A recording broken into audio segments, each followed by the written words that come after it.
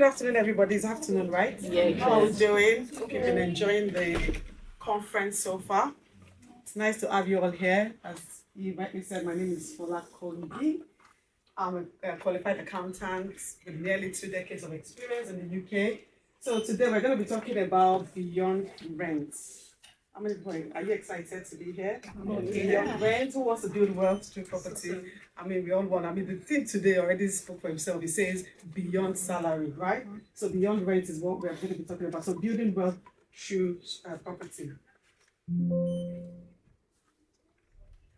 Right, okay, so who I am, I know there's been a little bio, so I'll just expand a little bit about it. So I'm a wife and a mom of three. I have 3 children, so I wear many hats. And I'm still in corporate as well. I still work as a qualified accountant. And I'm the founder of Across Property. So yeah, put it like that, founder of Across. And then I'm on a mission to help professionals and underrepresented communities to build wealth through property. So my journey from rejection to realization. So I usually like to start with this because I don't want anybody to just be here seated and thinking, oh, she had it all figured out, everything is all perfect. No, I've actually experienced rejection. I've experienced wrong mindset. So I came into the UK, like everybody else, came as a student, and then I got qualified. I got a good job, thankfully. And I was earning, good, decent salary, but at the time there was nobody around me to tell me that, start thinking about property because I was single at the time. And the only thing I heard or I listened to, the mindset that I chose to embrace was, don't do too much. You might scale professional, eligible bachelor, because you might feel a bit intimidated if you get into property and you buy your own property. So what did I do? I didn't. And then somebody else said, just take a credit card, start to build your credibility in the UK because it helps when you want to get into property. And I did that, but I wasn't very consistent with the payment, so it affected my credit rating. And when the husband came, our core values aligned, and we wanted to buy our first property. Your guess is right. My side of the application held us back because my credit rating was bad. And as you know, in the UK, everything is all about the footprint. Everything is all about credit. Because they want to be sure, the lenders want to be sure, they want to assess you to be sure that you can actually afford the money that they're about to give to you for you to complete the purchase. So we couldn't. And I was pregnant at the time with our first child. We thought, okay, we found this property, it was so beautiful. We're like, oh, this would be perfect for our growing family. And we sat there, and it was even like a new build property it was the last, the showroom, all those ones that would have all the things in it. So it was so beautiful, and the developer was willing to give it to us at a discounted price and said, you guys can have it, of course. By the time we moved to the next stage was when they did the check, and my application held us back. So we lost that property. So what did we do? We went back on the drawing board, and we thought, okay, we're going to actually get it right with this property. So I fixed my credit, we saved aggressively. We thought about, okay, what are we earning? Is it going to take us to the next level? We paid for coaching. We got a lot of mentors and just to help us on our property journey. So that rejection, obviously, and then led me to getting our first property, which was our first residential property. But at the time that we were getting into it, it wasn't without a strategy. We knew that we wanted to do property. So we were strategic even at the entry point of us buying our first residential property, which I'll be getting into in some of my slides. How you can actually, your first home, your home ownership, can actually start as a first stepping stone so for you to get into property investment. Because if you get it right in the right location, you might be able to build enough equity that you can pull out and then use that to build your property investment journey. So once we started doing it, like you said in my bio, we did it for about 10 years, and then I identified the gap that so many professionals are actually earning well, but they are struggling to build lasting wealth because there's so many information out there, too many daunting information. So I thought I would blend my passion for finance and my passion for property, to just help people make decisions, that are right, like number-driven decisions for their property investment. So that's my mission. Right. So most people spend years building a salary, far fewer spend learning how to build assets. So here I'm just talking about earners and owners. So this is just to link into the theme of the events beyond the salary. So most of us, we've been taught work hard, just work hard, earn money, go to school, of course, earn money, and then just that rat race, we just go in that rat race cycle. I was just like the salary focus. And then, of course, sometimes as well, lifestyle spending grows with income. So most people just think, okay, once they get that next bonus or the next big jump or there's a promotion, what do they want to do? The next thing is just to start thinking about how they're going to improve their lifestyle. They want to buy the latest car, the latest wig. These things are good. I'm not saying, these things are good, but I'm just saying, just be be strategic about it and just know what you're doing with your money. And then, of course, you just be thinking that this is just a mindset thing, work and then income. And then once you stop working, income stops. That's why most people just wait till retirement, and then that's when they start thinking about. And I mean, you know how much they pay them, most people like at retirement, and now they've actually increased the age now. Is it 67 now? It's no longer 65. I'm sure by the time we are ready to retire, we'll probably be 70 or 72, just because of course they know that people cannot really afford to. Yeah. But the owner's mindset, you're thinking about assets. How can you leverage what you currently have? What can you do? You want to think about it. And for me, I'm a Christian as I'm a believer. This anchor scripture is, the Bible says the good man will leave inheritance for his children's children. So let's think beyond just now and just beyond that salary focus. And trust me, it's possible. People like you and I, they're actually doing it. I'm currently working on a project owned by a Nigerian. I mean, this person again started by just having their own first residential property, and from there they went on to build quite a number of investment properties. And right now, they just said, you know what? The guy was like, I'm approaching 50. I just want to improve my lifestyle. So what did he do? He's now consolidating some of those assets into one big property. So they're doing a major projects just to add value to a property that they bought. Just want a swimming pool. They want anybody, if whatever you have, you want to have, you desire in life, you can have it. You just have to be strategic about it. So what I'm saying is, they obviously thought about it from the onset that okay, they're going to get all the properties that they were buying. They're going to consolidate it at some point to live in a bigger house. Trust me, that bigger house that actually do exist in this UK. It's just all about the right network and what you do and how strategic you be.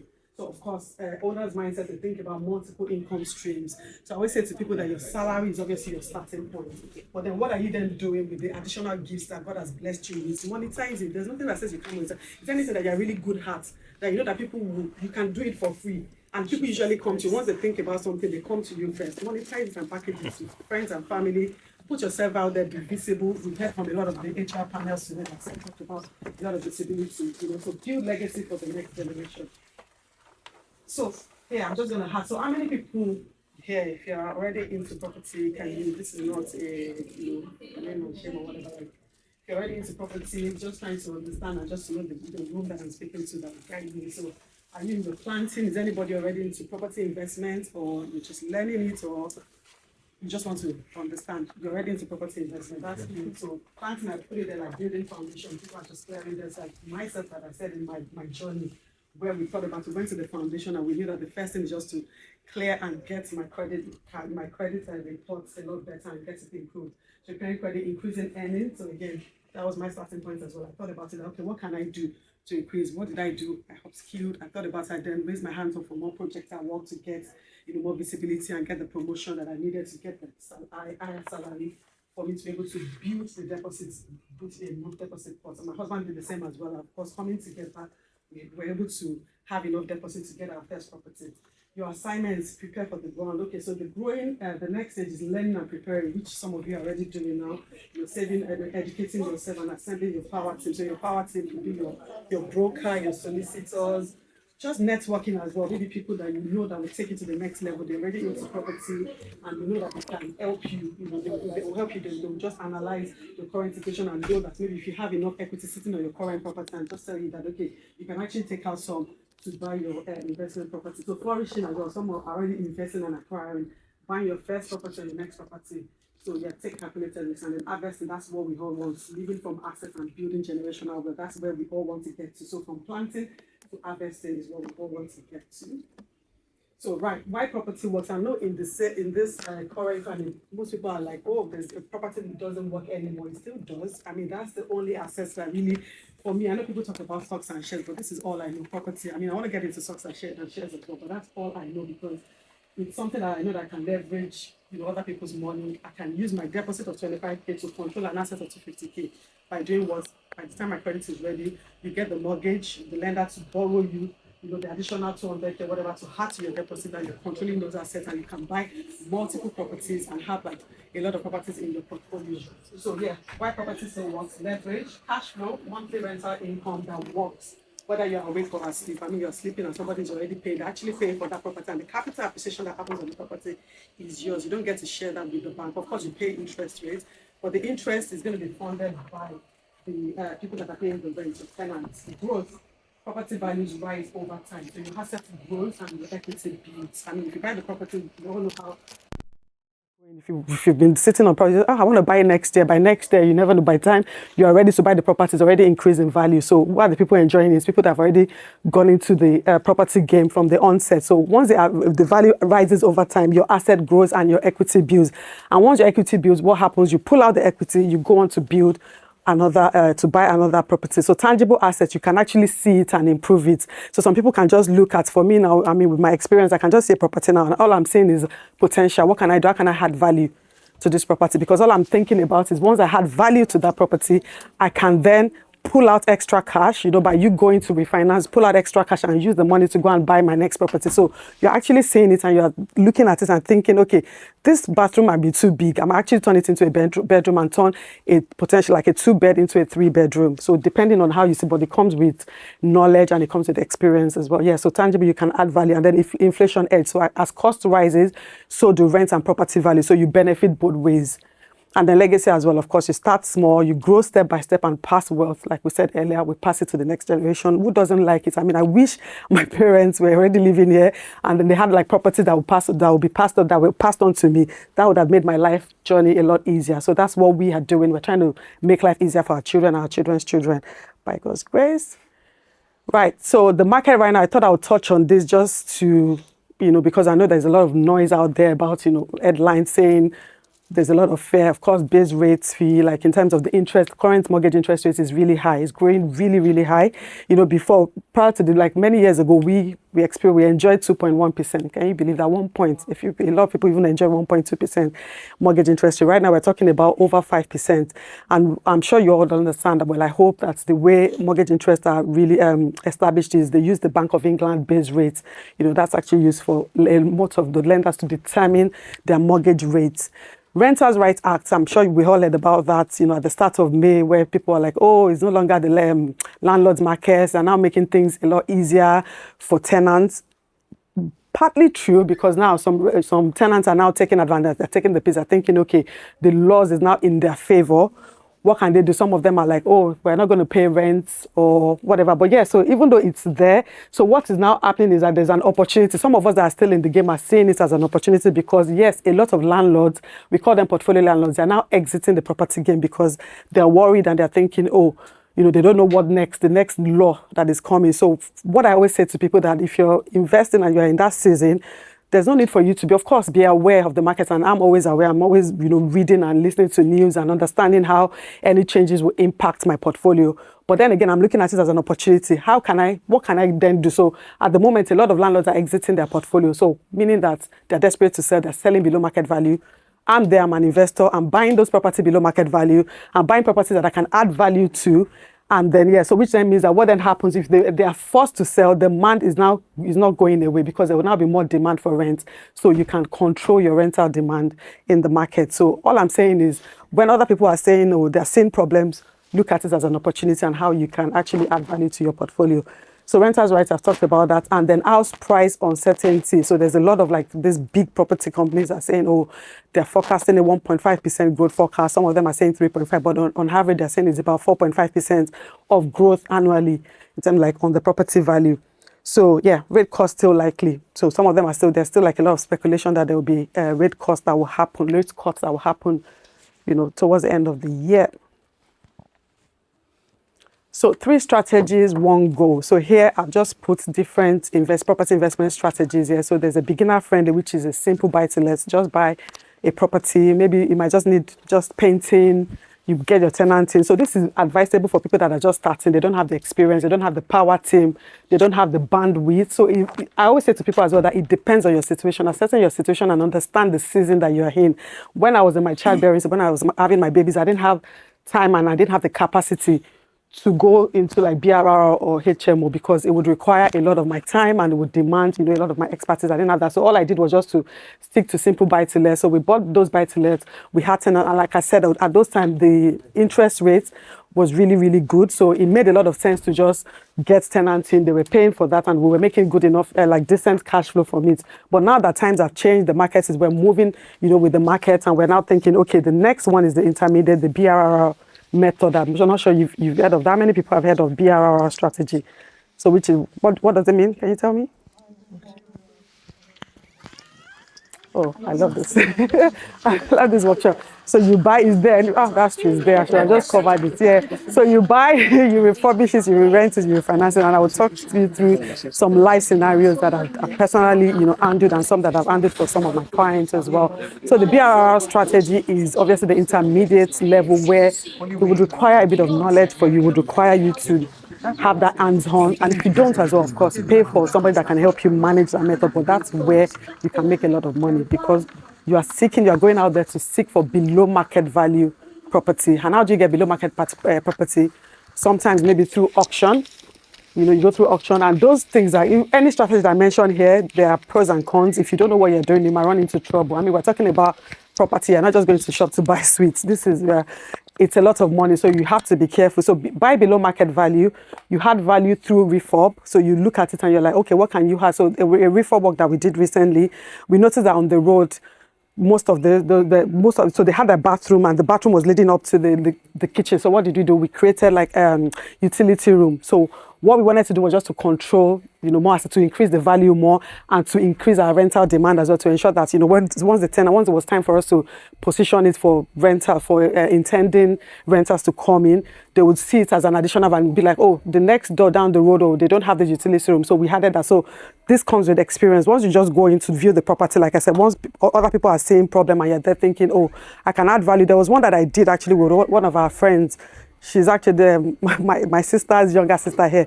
We did a project together actually, and then we walked in there and we saw a property that was just a 2-bed. So what did you do? And then we thought our husband was like, because of course they had more knowledge than us at the time. So the husband was like, oh, this bathroom is too big. Why are we just going to waste this bathroom? Well, let's turn this bathroom into a bedroom and use the biggest room, create another bathroom, like a family bathroom from there. So we created from a 2-bed into a 3-bed. So we're able to increase the value of that property by almost 50 grand by just somebody going in there. I would have gone in there at that time because I didn't have that knowledge. I would have gone in there just, 2-bed, let's just refurb, change the bathroom, change the kitchen. But we were able to, increase that value by just, having. So through refurb, you can add value, and then you refinance to pull out your cash. So once it's done, you go to the high street lender, they come and do the valuation, and they'll be like, oh, this property, you bought it for 200K, for example. You've spent 40K on this. The lender has come, they said this property is now worth 350K. So whatever is there, you pull out your profits, and then you go on the equity that you've added to it, you pull it out and you go on to build another portfolio. So you recycle the capital into the next deal, and then you start to accelerate your portfolio growth. And then the advanced air is HMO. So it's called houses in multiple occupation. I'm sure maybe some of us must have lived in these properties at some point, where you rent by room. So some landlords, they'll create the room, and then they make sure that they put, some of them now are putting like bathroom and toilets or kitchenette into each rooms here. So it gives higher yields, and it requires licensing and compliance. So I always say to people, please be compliant. We're in UK. It's always important to be compliant with the laws and the regulations of any strategy that you choose to do. I have 5 minutes. Higher management intensity. Did you cut it? It was meant to be 35 minutes now. There's no way I would have been. Okay. Maximum cash flow. So I'm going to rush through the slide.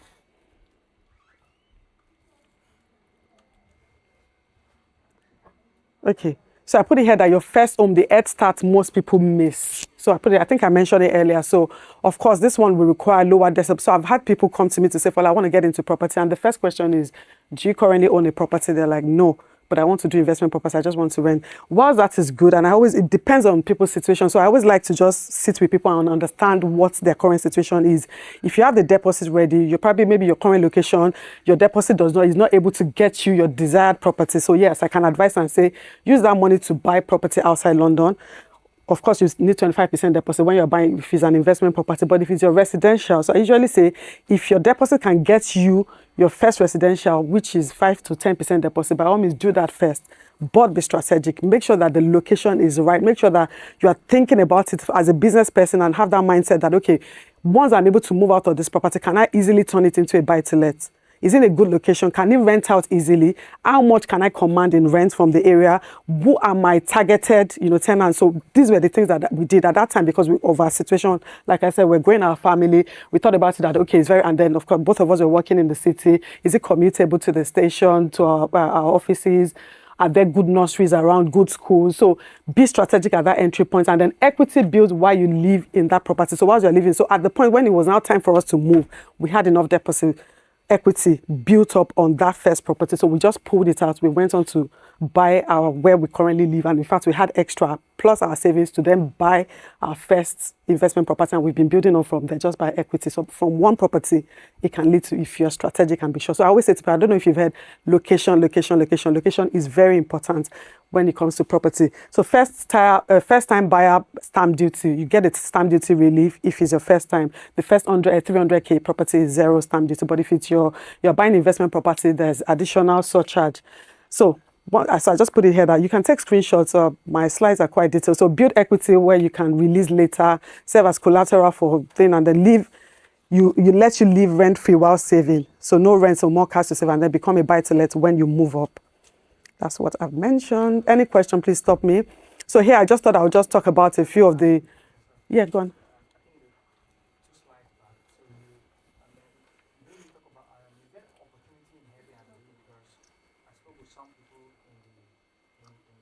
Mm-hmm. As a model, so the ones I put here is just the models that really work for me. So Airbnb work as well, where you do that's like rent to rent, right? So that's like an easy entry point. So, and I was going to touch on that actually. So if you don't have deposit, I don't expect that everybody has 25k or 30k sitting down in their accounts currently that they want to use to get into property. So the other strategic ways that people are getting into property are like through rent to rent, where they rent property from a landlord. They then turn it into Airbnb. But again, location is very important. So you have to be sure that it's in the location. Don't just go and rent a random property. Because what you're doing is by the time you rent that property from the landlord, you are obliged to pay the landlord the rent every month. So if you have void period, if you not experience void periods during those 30 days in that month, you are still going to be paying the landlord the money, the rents that you've agreed with in the contract. So make sure that it's in a location that you know that maybe is attractive to tourists or maybe busy people, that just that location is important. Is it close to the station? What are the people? Do your research and be sure that the location would work for the strategy, that Airbnb rent-to-rent strategy that you want to use it for. Yeah. Yeah.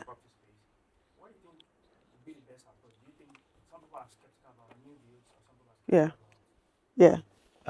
Old builds. Yeah. So I just wanted to know, what do you think? What would you advise? Yeah, okay. So I'm not a fan of new build, and it's not to bash it in any way. It works, because of that 5% that government and some perks that comes with it. And like I said earlier, I was attracted. The first property that we wanted to buy that I said we lost was a new build. I'm just a strong believer in adding value to property, because that way I'm able to control and add value to it and able to pull out that excess equity that I've added to it by way of refurbing it and adding value. That's just my, What about someone that's already started with the new build? Is there from what you said, Yeah, so they just have to wait, because with new build at the entry point is already, they're selling it because the developer, obviously they're doing business, they put it there, they've made it all nice and the aesthetics and everything looks good. You go in there, so it's already priced, at a higher value. If you compare it to other, maybe the next 3-bed that is on the road or next street, that's the only reason why I don't. But if you've already bought it, you just have to wait. With property, there is never you never lose in property. You just have to wait. It just means that it might take you a longer time for you to build the right equity on it compared to if you're buying an existing property that you can add value to. But me, I'm thinking, I'm a business person, so I'm thinking I would just want that quick, immediate value to be added. Yeah, that's just it. But if you bought it, there's nothing. Again, location matters. So if you bought it in the right location, it would increase in value, but it might just take a bit longer. Yeah. Right. Okay. So buy to let. So stronger. So I'm saying it here that, so these are the things that you look out for buy to let. So strong rental demand. Make sure that you target those right areas, and you're thinking about the long-term capital growth. Stress test. I don't know if anybody knows about stress tests. So for lenders, before they can lend you, so you need to do all your numbers. It's just that, of course, it's very complicated. We can't cover everything in this workshop. So by the time you are going to view your property and you want to get into buy-to-let property, you have to make sure that the rents in the area would cover. So the way the bank, they do it, they stress test it and they make sure that the buy-to-let rent has to cover 125 to 145% of the mortgage payment. So what that means is that if the mortgage payment is £1,000, they expect that the rent should be 1,250 at least at the minimum. So if you're not able to command 1,250 for that rent, bank will most likely not give you, or they will ask you to increase your deposit, or they might just be funny with the interest rate they will give you. So be sure with your numbers before you get into. So a case study, I just thought I'll quickly put this. This is a live, real life scenario. So this project was bought in Sheffield. So I call it Project Miro. That's the name of the road. So the purchase price was 105k, stamp duty 5,250. And then the legal and other costs, 9,500, because other costs because it was bought at auction more than the auction. So there was an auction fee that was added to that, and the legal cost was about 2,500. So that's where That number says 9,500. And then the deposit required for that property was 26,250, which is 25% of the 105K. And then mortgage was 78,750. And then the rental income, £900 per month. Mortgage payments, 200. Insurance and other management fees, £100. So, which then means that the cash flow, monthly cash flow is 600. I don't know if you can see this, 600 per month.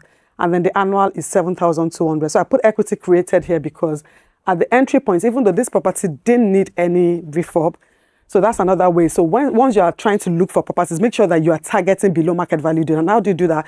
Check the comparables on the road. See what a similar property was sold for in the last 12 or 24 months, and be sure that whatever you're putting in as an offer is below market value, or you're using sources, or there's so many other creative ways. There's so many, like I said earlier, and a lot of landlords are now exiting their portfolio, so they're desperate to sell. Most times they sell below market value because they've bought that property maybe 20 years ago, 15 years ago. They've made their money back, so they just want to sell it, at a below market value. They're just looking for a serious buyer to buy it and complete the purchase ASAP. So yeah, we secured that for 105K, and by the time the valuer went in to do the valuation, they said it was 130K. So which means at the entry point, we were already sitting on 25K equity.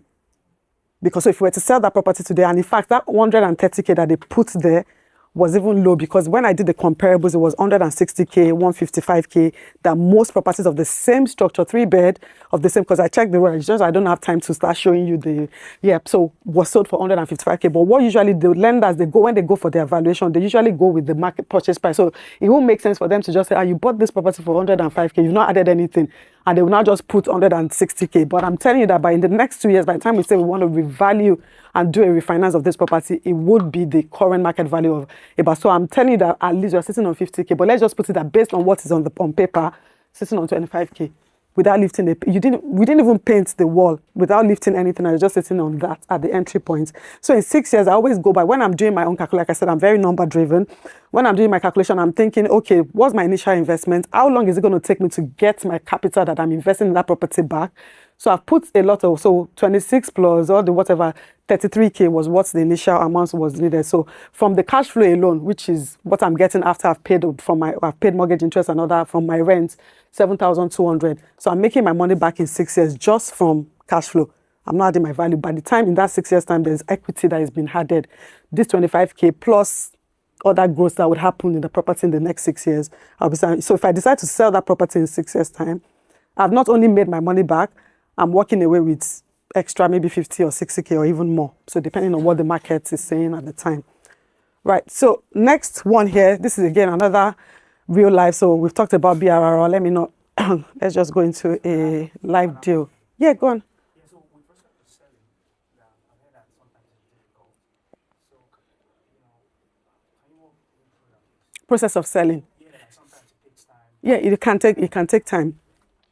Sorry, I need to drink water. Not because of your question, but my throat. Yeah, sorry.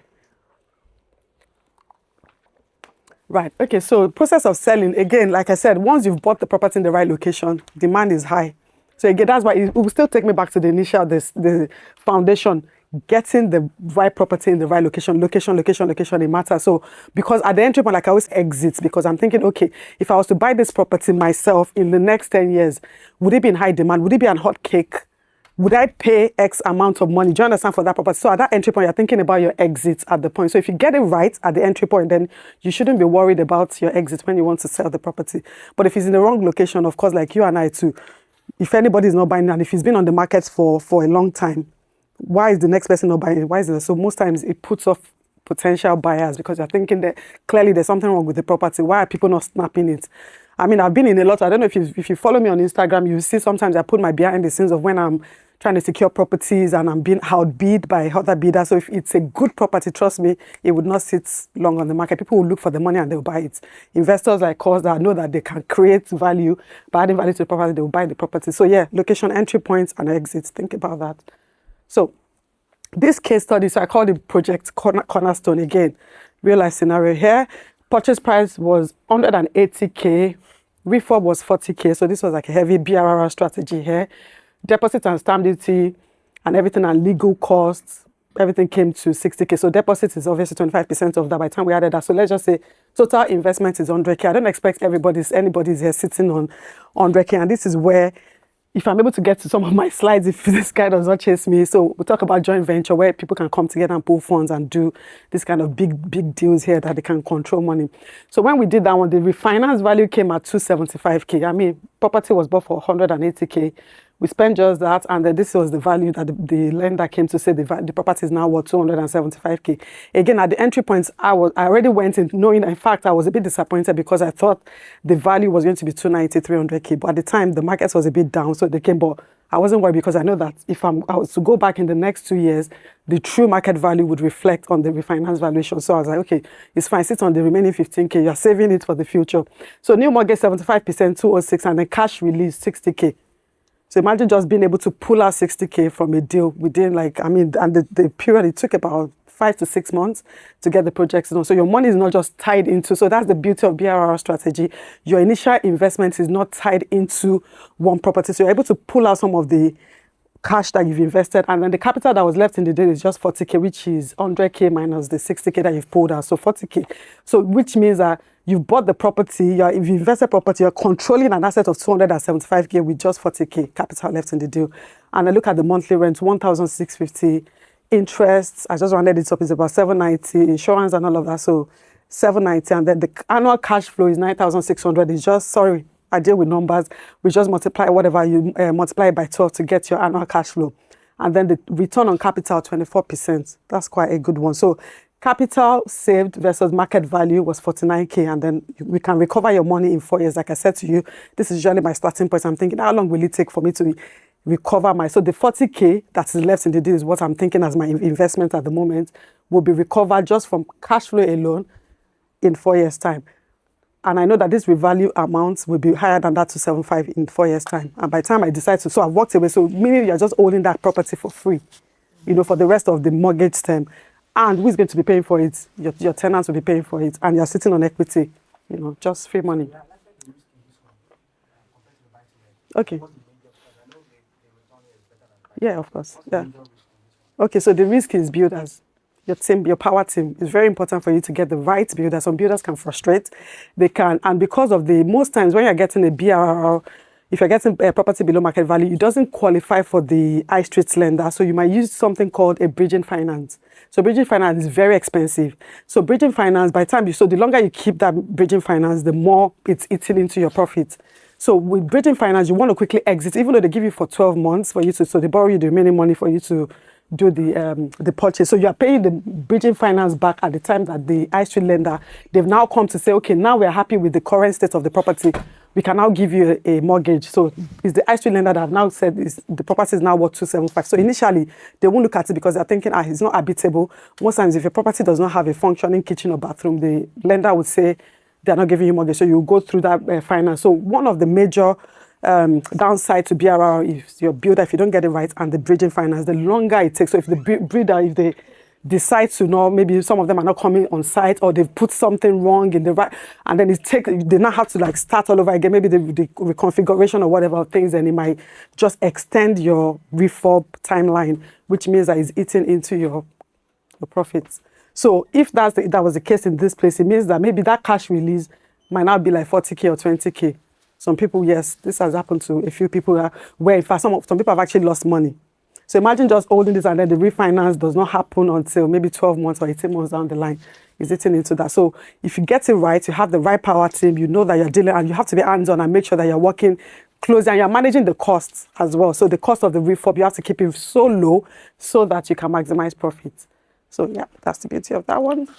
Sorry, ladies and gentlemen. That's the end. And no, we'll still get. We have 7 minutes more for questions and answers. We had 15 minutes before, but Kola and Fola are taking 7 minutes. So we have 7 minutes more for questions and answers. She's loaded. She's not going anywhere. She's not going anywhere. So that we'll meet up with others. I get excited when I work crew, and you can see she's just flowing, and she still has so many slides. And so I don't know if you have questions. Let's start putting it in so that by in the next 8 minutes we are done from this section. So if you know you have a question, please just call me so I can give you the mic to speak louder. Thank you. Okay. Sorry. Yeah, that's fine. Yeah, I'm happy to. Yeah, that's fine.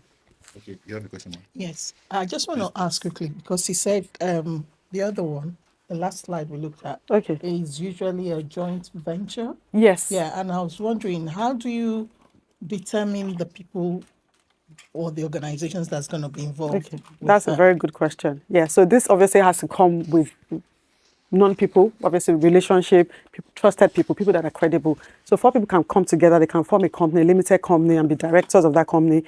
And then it depends. The profit sharing would obviously be determined by the amount of money that you put in. So if you are putting in 50K, another person is putting in 30K. If let's say, for example, 100K is what you need, another person is putting 30K, another person is putting 20K. So you profit share 50%, 30%, and 20%. So it depends on the people. So you have to do it with the right people. So we offer, so it's one of the things I'm looking into as well in my company, where I'm trying to just bring together people of like minds. Of course, we'll do all the checks, we'll get legal structure in place and be sure that everything is, really watertight and nobody's money is going to be lost. Yeah, so that's one thing I'm looking at. But if you want to do it on your own, just to advise, do it with people that you trust, people that are credible, and make sure that you get the legal structure in place and ensure that everybody knows their role that they're playing in the joint venture partnership.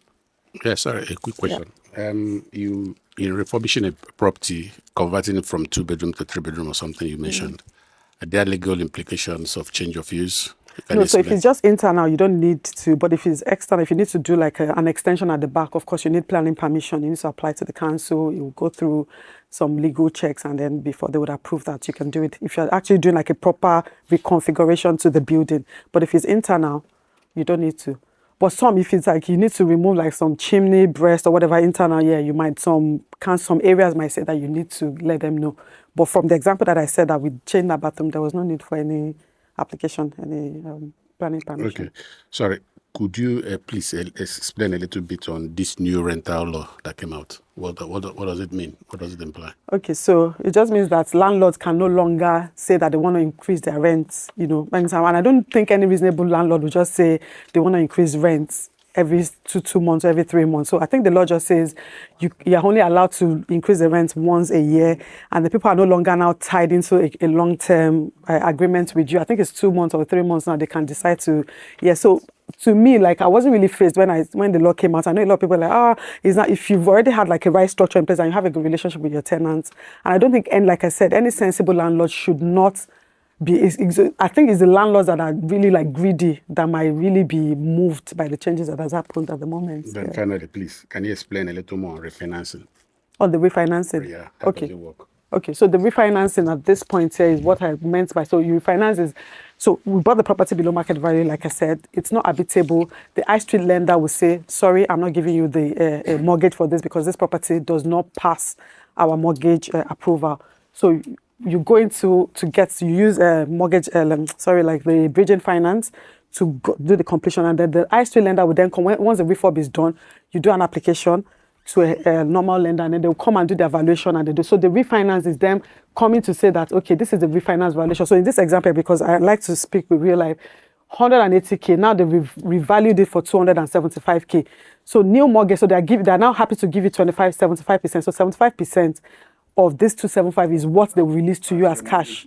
That's the remortgaging. Yeah, so that's but refinance is you then going. So refinance is you being able to pull out the money. So if you've now, so out of the 206K that they've given you, you pay back your bridging loan, the money that you've originally bought to complete this purchase here, to complete this 180K purchase that you've put there. You pay them back. So in this case, it came down to about 150K, 100 and whatever. So, and then you had 60K. Yeah, 140 something there about, 142 I think. And then the cash released, which is what you're able to walk away, is the 60K. Yeah, my question's around tax efficiency. So especially if you're a higher rate tax earner already, are there tax efficient ways you would advise us to go into commercial and investment properties? Okay, yeah. So I think the first thing, and I have a slide for that, would be, I like to say people like, that's an accountant talking here, Jira finance. So yeah, I always advise people to structure that if you want to get into, especially if you're serious in building your portfolio, you want to get into commercial, set up a limited company.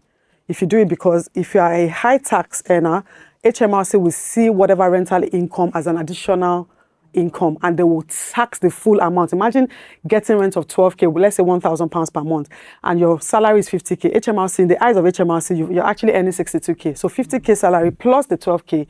and not considering that 12K you're going to pay mortgage interest. There's so many additional expenses that you need to take out of that rental income. They don't care. They're charging that in their highs. They're thinking you're earning 62K and they're taxing you. So now imagine if you're a high tax on the high tax band, you're earning 120K, you're on that 45% tax rate, and then you now have multiple properties in your personal name, and you're earning, let's say, 100K in property, which is some people actually earning 100K extra additional from gross rent. They had that 100K from your rental income, they had it to your 120K, and in their highs is 220K. So imagine being slashed. Meanwhile, on the 100K that you have as your rental income, you pay mortgage, especially now that mortgage interest is so high, you pay mortgage interest of 5% or 5.2%, some are even 6.1%. You pay, by the time you pay like your insurance, the landlord insurance, you pay a lot of other expenses, whatever is left. So it's almost like you're just running at a loss. So it's advisable to set up a limited company. With limited company, you are allowed to take out your mortgage interest, take out all the expenses, and HMRC will tax you at whatever is left, the profit after tax, which is like 19% or 25%, depending on, yeah. So look at the difference, 45%, and you're paying 19% difference. Yeah, so that's the difference. Yeah. Okay, so I have another side. So it's Fieldcraft property. Yeah. I have a question. Should I bring them? Oh, yeah, thank you. You have a question? I have a question. Yeah. What if I choose not to pay myself from my property? Is it expected to tax me? If you don't what? Choose not to pay myself from my property. If you choose not to pay yourself. Yeah, so the rent is coming in. I'm just calling it business money. It's not coming that's why if you structure it as a limited company, yes. Is it going to still be the same tax of 25% as a personal it income? won't be. No, it won't be. That's what we just said now, that it won't be. So you deduct all your expenses, and then whatever is left is what will be taxed. So what is left? Is it going to be taxed as? Of course, it will still be taxed. Yeah, it will still be taxed. Yeah, as a corporate. No, it's corporation tax. Not your personal. So it will be a corporation tax. Yeah.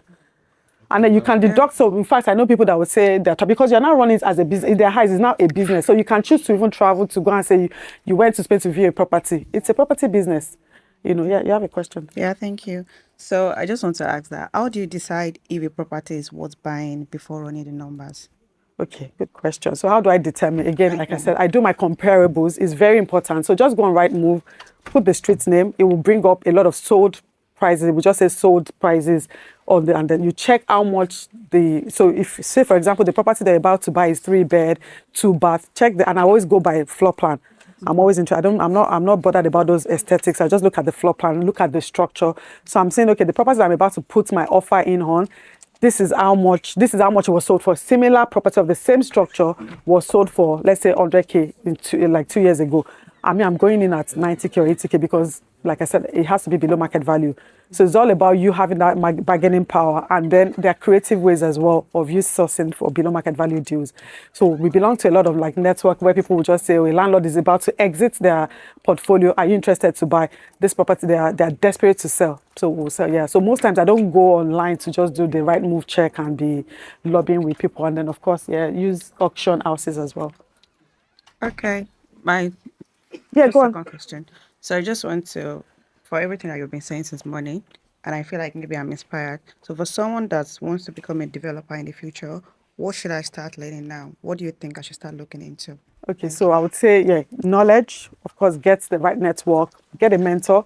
So for me, I always say there's no strategy that I haven't done apart from the rent-to-rents that they asked me earlier. So at the moment, I'm actually venturing into ground-up development.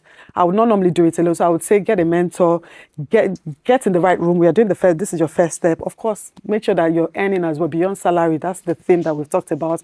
If you know that your current situation and whatever you're earning, I would not take you to the strategy that you want to get into. What do you want to do about it? Change it. Do you want to monetize the skills that you have? Do that and increase it. Start with money. I always say to people, I know some people will say, oh, it's a myth. You don't need 50K, you don't need 100K. You need money to get into property. But of course, there are other ways as well that you can get into joint venture that I said, but you still need money. So money, knowledge, get the mentorship, and just speak to me if you need. Hi. Okay. Thank you so much for the session again. I don't have a question per se. I just wanted to maybe respond to him, and then any other person. I just wanted to speak from experience. When we're going to get our first property, which is our first home, we had options between the new build and also to buy from landlords, and we had to look at two things.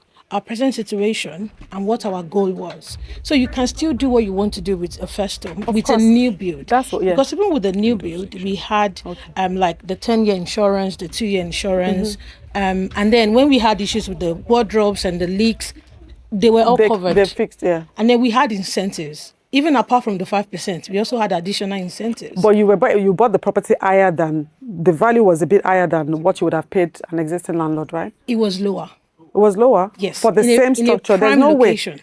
In a prime location, and it has the same size of garden, the same size of, it has flexibility to extend. For the landlord, yeah. they've invested in the property. They've been there 14 years. They've developed the garden, they've done a lot of things. So we had to let go of that to go for the new build. So where you are, just look at your current situation, and where you want to absolutely. go. And of course, I mean, 4 months, we already had valuation on top. You can never go wrong with property. You can never, that's what, yeah. You can never go wrong. And you can also add value to that property. Absolutely. Yeah, thank you. Absolutely. You can never go wrong. Thank you for that. That was really good. Thanks. And then I think I should add, I know her. Please get on her course. She's got courses. She's got programs. Thank you. She's really helpful. Oh, thank you. Sorry, ma. Oh, sorry, okay. You didn't let me get into all my slides, but it's okay. We can share the slides. Let's just run through the. This is not even. Okay. Just a minute, please. Because of transitioning, and if you want to move to tech, immigration, you can go. If you want to take. I think you have yeah, a. She has a question, so I'm going to give it to her. Now, if you want to, the next section is going to be. Yeah. Let's just see the end of the investment and. So the majority guys the food. So we are still here, no problem. So that means we are not moving. That means I'm saying something. So like if you want to move to that, you can. So it's true. Thank you so much. Thank you so much. Thank you for. Thank you. Yeah, thank you. Oh, thank you. And you can definitely come to Please contact me on follow me on Instagram. You can come to our stand. Yeah. I know you now. There. I'll follow you as well. Yeah. She has a stand there. You can go there. I think she has given you the ID. Some of the flyers and. So our flyers also. Thank you. Really appreciate. She had a question. I just wanted to ask. Yeah, you can ask. With regards to auction, because some auctions are not allowed to display the house. Yeah, some of them, yeah. And some of them are advised. Yeah. How do we? Yeah, so you go in blindly, basically. Yeah, some of them would say don't. Yeah, you're welcome. Oh, thank you. Yeah, some of them would say don't. You're not allowed to view the property, but it depends on your goal, what you want to get out of it, and if the numbers make sense, it has to be really, really low, below market value. Yeah. So yeah, you can take the risk. Why not? How we get the slides? I think maybe they will send it to all the participants. The planning team. Yeah, I'm sure the planning team. Yeah, because I didn't cover the. Yes, you didn't cover most of it. Yeah. You've been in the space for about 2 decades. Yeah. Over